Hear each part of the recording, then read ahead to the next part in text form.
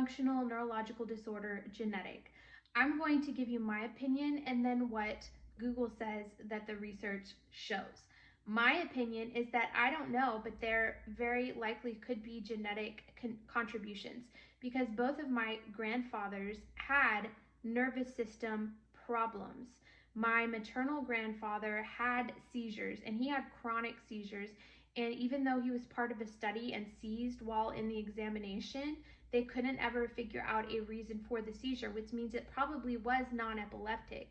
And my research into FND, when I was writing FND recovery guide, showed that a lot of types of non-epileptic seizures exist within FND.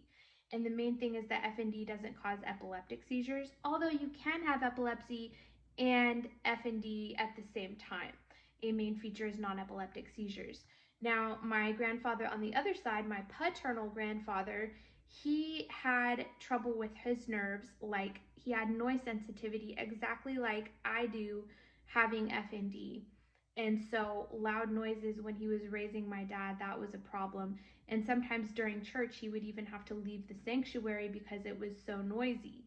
And I have the same kind of problem. Actually, you can see I wear these earplugs, and I only have the cheap kind because I keep losing the expensive ones.